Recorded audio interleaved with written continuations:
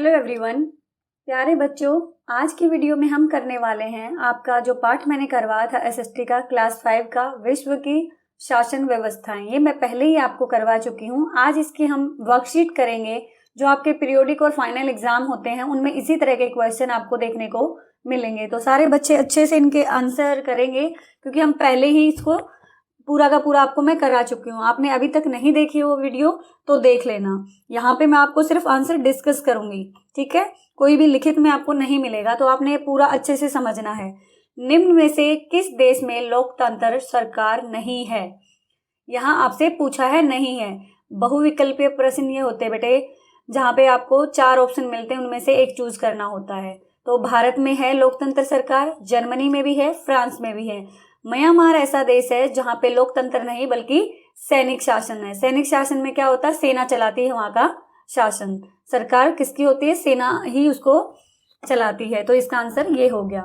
निम्नलिखित स्थानों में सही शब्द भरो। कतर व सऊदी अरब में डैश सरकार है। वहां पे है बेटे राजतंत्र। राजतंत्र क्या होता है? जहाँ पे राजा की फैमिली का अगला वारिस होता है, मतलब एक राजा की ही चलती है और अगला जो राजा बनेगा वो भी उन्हीं की फैमिली से होता है। इस तरीके से एक पीढ़ी दर पीढ़ी एक ही फैमिली का राज चलता रहता है, तो उसमें राजतंत्र कहते हैं और राजा के अनुसार ही सरकार चलती है। तो ये कतर और सऊदी अरब में राजतंत्र है। भारत व जापान में कौन सा है? लोकतंत्र है। ये आपने अच्छे से याद कर लेना है। अब आप कहेंगे मैम लोकतंत्र क्या होता है? लोकतंत्र होता है बेटे, जैसे आपके माता पिता आपने देखा होगा वोट डालने जाते हैं अपनी सरकार चुनने के लिए, अपनी भागीदारी होती है उनकी, अपने प्रतिनिधि वो चुनते हैं। तो लोकतंत्र एक ऐसी सरकार है जहां पे लोगों की भागीदारी होती है सरकार को चुनने में, और उन्हीं के जो प्रतिनिधि हैं वो जाके सरकार चलाते हैं। इसके बारे में हम अच्छे से डिस्कस कर चुके हैं पहले वाली वीडियो में। तो यहाँ पे सिर्फ आपको आंसर देखना है। सेना द्वारा चलाए गए शासन को क्या कहते हैं? सैनिक शासन। इंग्लिश में से मिलिट्री रूल बोलते हैं। आगे देखिए, अगला क्वेश्चन है लोकतंत्र किसे कहते हैं? आप बताइए, लोकतंत्र किसे कहते हैं? लोकतंत्र लोगों की लोगों के लिए लोगों द्वारा सरकार, या फिर जनता की जनता के लिए जनता द्वारा सरकार, या तो ये, या फिर एक बहुत ही अच्छी डेफिनेशन हो सकती है कि ऐसी सरकार, ऐसा शासन जिसमें जनता की भागीदारी होती है उसे लोकतंत्र कहते हैं। लिखने की जरूरत नहीं है, पहले ही मैं बहुत ही अच्छे से डिस्कस कर चुकी हूँ। भारत के वर्तमान प्रधानमंत्री, राष्ट्रपति और उपराष्ट्रपति का नाम बताओ। तो प्रधानमंत्री का नाम बताइए, जल्दी से कमेंट करके बताना है आपने। मैं भी बता देती हूँ लेकिन आपने कमेंट में तीनों के नाम लिखने हैं। प्रधानमंत्री कौन है? श्री नरेंद्र दामोदर दास मोदी। शॉर्ट में आप नरेंद्र मोदी भी याद कर सकते हो, श्री नरेंद्र मोदी। राष्ट्रपति कौन है? श्रीमती द्रौपदी मुर्मू। कौन है? श्रीमती द्रौपदी मुर्मू। उपराष्ट्रपति कौन है? श्री जयदीप धनखड़। याद रखना है, उपराष्ट्रपति श्री जयदीप धनखड़। आपको तीनों के नाम बता दिए, तीनों मुझे कमेंट बॉक्स में आप लिख के बताएंगे। आपके अनुसार किस प्रकार की सरकार अच्छी होती है और क्यों? बेटे अभी हमने 3 प्रकार की यहाँ पे सरकार देखी, राजतंत्र, लोकतंत्र और सैनिक शासन। तो आपको कौन सी सरकार अच्छी लगी? राजतंत्र में राजा की चलती है, लोकतंत्र में लोगों की भागीदारी होती, सैनिक में सेना चलाती है, और एक और होता है तानाशाही, जहां पे केवल एक व्यक्ति की चलती है। जैसे हिटलर, मुसोलिनी के नाम आपने सुने होंगे, कई बार आप सुनते होंगे हिटलर है वो। तो हिटलर एक व्यक्ति था जो अपनी अपने अनुसार अपनी इच्छा से ही सरकार चलाता था। जहां पे एक व्यक्ति की होती है उसे कहते हैं तानाशाही।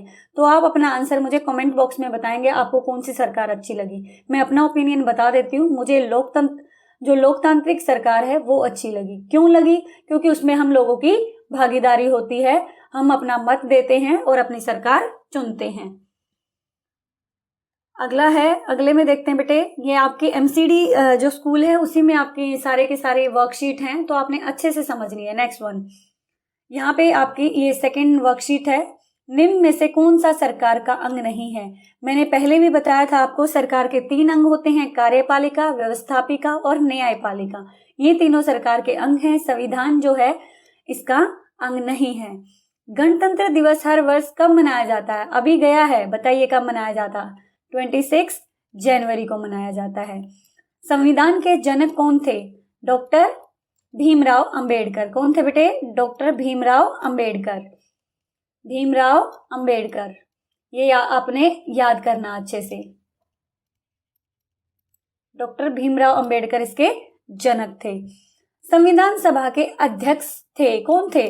डॉक्टर राजेंद्र प्रसाद। कौन थे? डॉक्टर राजेंद्र प्रसाद। और ये भारत के पहले राष्ट्रपति भी थे। तो आपने याद करना है, डॉक्टर राजेंद्र प्रसाद जो थे वो क्या थे? संविधान सभा के अध्यक्ष थे। याद हो जाएगा? वेरी गुड, याद हो गया तो बहुत अच्छी बात है। नाम इस तरीके से आपने लिखना है। याद करते चलिए, अगर आप याद करेंगे तो आपको कोई दिक्कत ही नहीं होगी। अगला देखिए बेटा, मिलान करिए। न्यायपालिका क्या करती है? मैंने उसमें भी बहुत ही अच्छे से डिस्कस किया। न्यायपालिका न्याय देती है। कार्यपालिका क्या करती है? कार्यपालिका बेटे कानूनों को लागू करती है। व्यवस्थापिका क्या करती है? कानून बनाती है। संविधान क्या है? कानून और नियमों की एक किताब को संविधान कहते हैं। अब आपसे तीन यहाँ पे आपको सारी बातें पता चल गई। न्यायपालिका का काम न्याय देना, कार्यपालिका का काम कानूनों को लागू करना, व्यवस्थापिका का काम क्या है बच्चे? व्यवस्थापिका का काम है कानून बनाना। अगला देखिए, आपके विद्यालय में गणतंत्र दिवस कैसे मनाया जाता है? इसका आंसर मुझे देने की कोई जरूरत नहीं है। आप बताएंगे आपके विद्यालय में गणतंत्र दिवस कैसे मनाया जाता है। कथन, भारत के संविधान में सभी नागरिकों को समान अधिकार प्राप्त है। अधिकार से तुम क्या समझते हो? तुम्हें घर में कौन कौन से अधिकार प्राप्त हैं? देखो बेटे, अधिकार क्या होते हैं? अधिकार से अभिप्राय उस स्वतंत्रता से है जो व्यक्तियों को मिली हुई है करने के लिए। जैसे हमें क्या एक अधिकार मिला? शिक्षा का अधिकार, यानी कि हमारा अधिकार है, हमें इस चीज की स्वतंत्रता है कि हम शिक्षा प्राप्त करें। तो अधिकार क्या है? अधिकार वे हैं जिनके द्वारा हमें कुछ कार्यों को करने की स्वतंत्रता मिली हुई है। जैसे हमें अपने विचार रखने की स्वतंत्रता है, हमें जीने की स्वतंत्रता है, यानी कि जीने का अधिकार है, हमें अपना धर्म मानने का अधिकार है। तो जिन कार्यों को करने की स्वतंत्रता हमें मिली हुई है वो क्या है बेटे? अधिकार है। अब आप कहेंगे एक और वर्ड आता है कर्तव्य। कर्तव्य वो है जिनमें जो हमारी ड्यूटीज निर्धारित की गई है सरकार द्वारा कि ये हमें करने ही है। जैसे हमें अपने देश के सम्मान की रक्षा करनी है तो उसे कहते हैं अधिकार। अब मैं यहाँ पे लिख के नहीं देना चाहती, मैं चाहती हूं आप अपने विचार रखें। आपको अपने विचार पता होने चाहिए किस तरीके से आपने लिखना है, ठीक है? मुझे सिर्फ आपको कॉन्सेप्ट समझाना है। आगे देखिए बेटे, आगे फिर से एक और वर्कशीट है, यहाँ पे भी आप करेंगे। भारत के राष्ट्रीय गान को गाने के लिए कितना समय निर्धारित किया गया? जल्दी से बताइए कितना समय निर्धारित किया गया? 50 सेकंड, 51 सेकंड, 53 सेकंड, 52 सेकंड। जनगण मन गाते हो ना? जनगण मन किसके द्वारा लिखा गया ये मुझे कमेंट करके बताएंगे। और इसको गाने में लगते हैं 52 सेकंड, याद कर लेना। भारत का राष्ट्रीय गान क्या है? जनगण मन। लिखने की भी जरूरत नहीं है मुझे, क्योंकि मैं पहले ही इन चीजों को आपसे डिस्कस कर चुकी हूँ। जनगण मन, ठीक है? तो अगला है, भारत का राष्ट्रीय गीत क्या है? बताइए जल्दी से। वंदे मातरम। इसके रचयिता कौन है? इतनी बार बता चुकी हूँ, यहाँ पे बिल्कुल भी डिस्कस नहीं करूंगी। भारत का राष्ट्रीय पशु क्या है? बाघ है। ये तो याद होने चाहिए टिप्स पे। भारत का राष्ट्रीय पक्षी क्या है? मोर। इनको मुझे बताने की जरूरत नहीं होनी चाहिए, आपको एक एक चीज टिप्स पे होनी चाहिए। आगे डिस्कस करते हैं। क्या है ये? क्या दिख रही है आपको? एक रिवर दिख रही है। भारत की राष्ट्रीय नदी क्या है? कौन सी है? गंगा, ठीक है? ये आपको याद रखनी है। भारत का राष्ट्रीय फूल कौन सा है? कमल। और ये क्या है? डॉल्फिन। गंगे डॉल्फिन जो है वो भारत की राष्ट्रीय जलीय जीव है। डॉल्फिन, ठीक है बेटे? राष्ट्रीय जलीय जीव है गंगे डॉल्फिन। आगे है ये क्या? तिरंगा। ये क्या है हमारा? तिरंगा। बढ़िया, आपको पता होना चाहिए। और ये हमारा क्या है? राष्ट्रीय फल। राष्ट्रीय फल क्या है? राष्ट्रीय फल बताओ जल्दी से, क्या है? आम। और ये क्या है? बेनियन ट्री, यानी कि बरगद का पेड़। और बरगद क्या है हमारा? जल्दी से बताओ। राष्ट्रीय वृक्ष।